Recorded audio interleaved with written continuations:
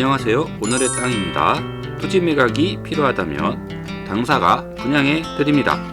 매각에 어려움을 겪고 계시다면 02-508-5253으로 전화 주시면 상담 가능합니다. 새만금에서 땅에 투자하고 싶은 분들, 정말 어떤 땅을 골라야 할지 헷갈리고 막막할 때 여러분들에게 정말로 진심으로 오늘의 땅이 제안을 드립니다. 투자용으로 땅을 원하신다면 새만금은 도시지역 토지가 답입니다. 땅을 사는 것은 어렵습니다. 결코 쉽지 않습니다. 그래도 용기를 내서 투자를 하는 분들 진심으로 격려의 말씀 드리고 싶습니다. 하지만 땅을 고를 때는 반드시 명확한 기준이 있어야 하는데 그것은 바로 용도 지역을 꼭 염두에 두어야 한다는 것입니다. 용도 지역은 그 땅의 쓰임새를 정하고 건폐율, 용적률로 대표되는 밀도를 규정하기 때문에 그 땅의 현재와 미래 가치를 결정하는 가장 근본이 되는 요건입니다. 따라서 시내 중심지에는 고밀도 개발을 위해 상업지역이 위치하게 되고 그 주변으로 주거 중심의 주거지역이 지정되게 됩니다. 즉 상위 용도 지역일수록 입지가 탁월하고 인구 밀도가 높으며 그만큼 토지와 그 토지를 이용한 개발 수요가 집중이 됩니다. 개발 수요가 정말 도시지역에 집중이 되는지 비도시 지역과 도시지역 중 과연 어느 지역부터 시작이 되는지 한번 예를 들어보겠습니다. 새만금 배후 도시 중 개발 직전의 부안군을 예로 들어보겠습니다. 부안군청이 소재하는 부안읍과 변산면 사무소가 소재하는 변산면 일대 지적도입니다. 부안읍은 중심지역에 분홍색의 상업지역이 역시 지정되어 있고 그 주변으로 노란색으로 표시되는 주거지역이 분포하고 있습니다. 변산면은 비도시 지역인 계획관리지역으로 이루어져 있는데 그중 일부는 주거개발진흥지구로 지정이 되어 있습니다. 이는 건폐율과 용적률에 대한 특례를 통해 기존보다 제한을 일부 완화해 줌으로써 개발을 유도하려는 목적으로 지정한 것인데요. 과연 현재 기준으로도 개발 수요는 어디에 집중되고 있을까요? 보시는 바와 같이 부안읍에는 이미 신축 아파트가 들어서고 있고 도로도 계속해서 설치하고 있습니다.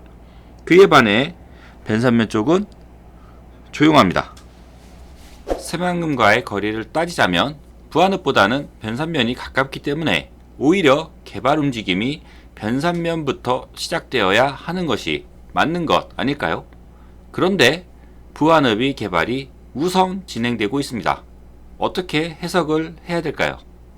바로 용도 지역과 인구 밀도 영향입니다.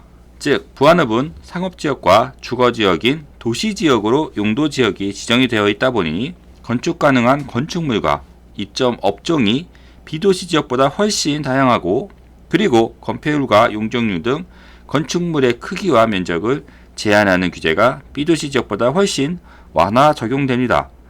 그리고 건축물을 지으려는 것은 그 건축물에 대한 수요가 있거나 예상되기 때문이 아니겠습니까? 부안읍과 변산면의 인구를 비교해보면 현재 기준으로도 부안읍이 변산면보다 인구가 5배 더 많습니다. 당연히 건축물에 대한 잠정 수요가 부안읍이 더 클 수밖에 없습니다.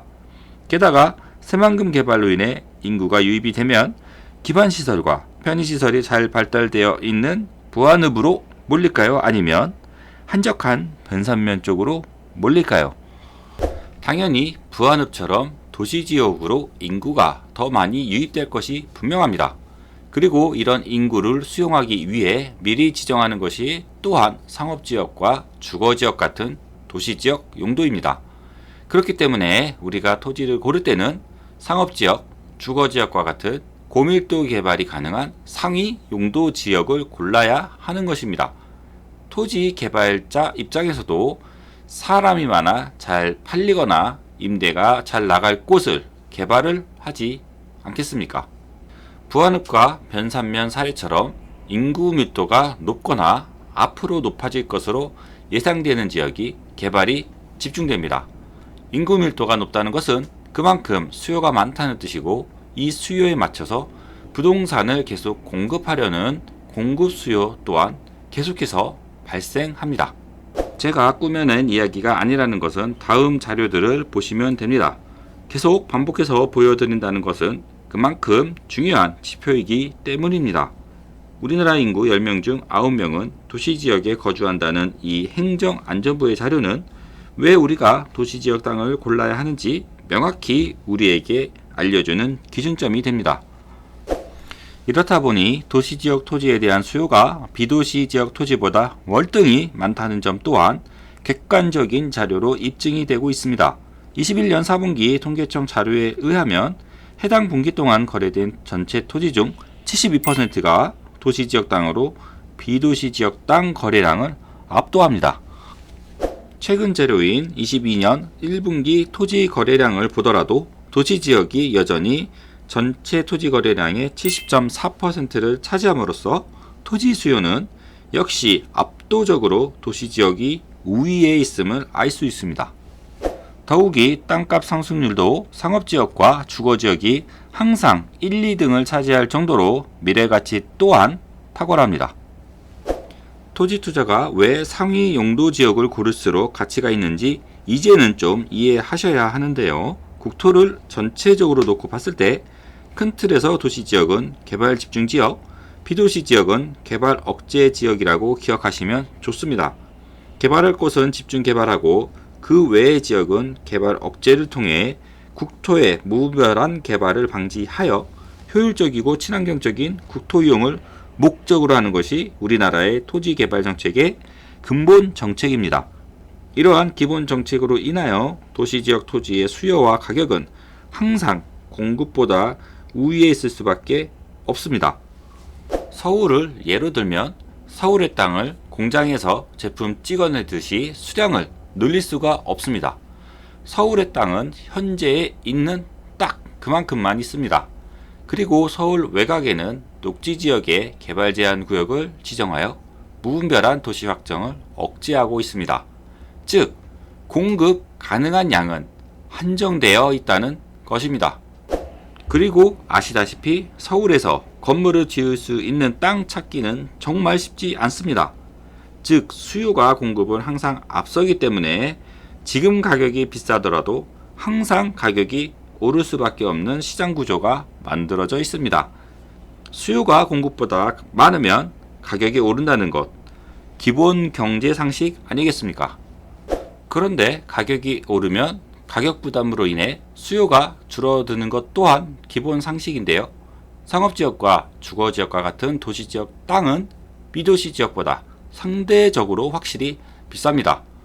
그러면 비도시지역 땅 수요가 높아지고 도시지역 땅 수요는 거의 없어야 할 텐데 현실에서는 그게 아니었죠.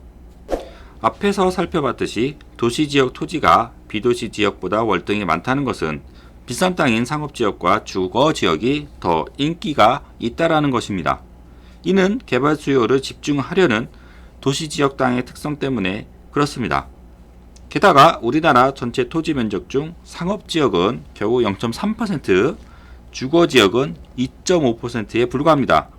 그에 반해 비도시지역 땅은 전체 면적의 무려 83.4%에 이를 정도로 그 양이 어마어마합니다.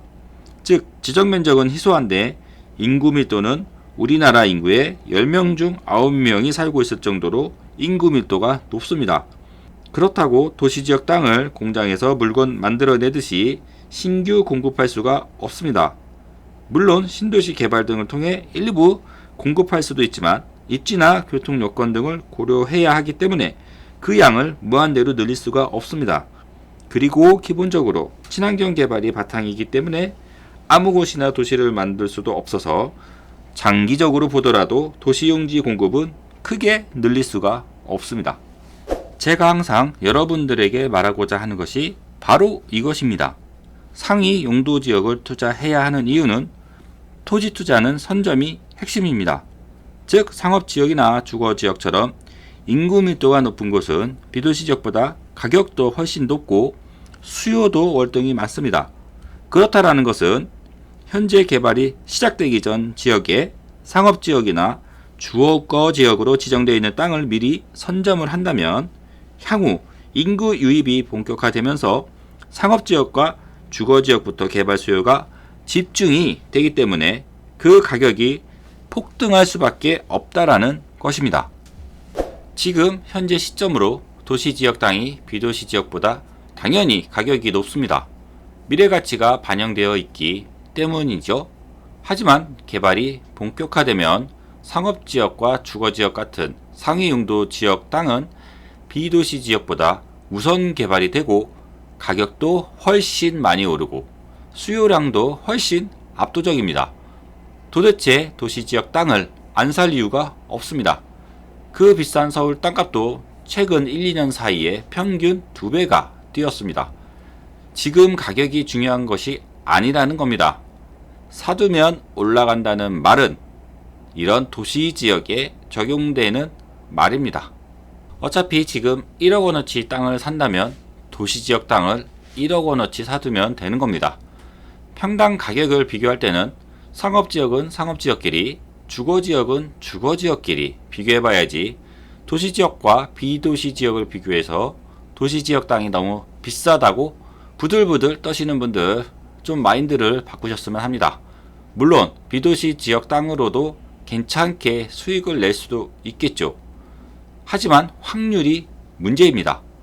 전교 1등을 항상 하는 학생과 전교에서 중위권 성적 학생이 고3이 되었을 때 서울대를 갈 확률은 누가 높을까요? 중위권 성적의 학생도 갑자기 성적이 쭉쭉 올라가서 서울대 갈 수 있죠. 하지만 그럴 확률보다는 전교 1등 학생이 서울대를 갈 확률이 아무래도 높겠죠.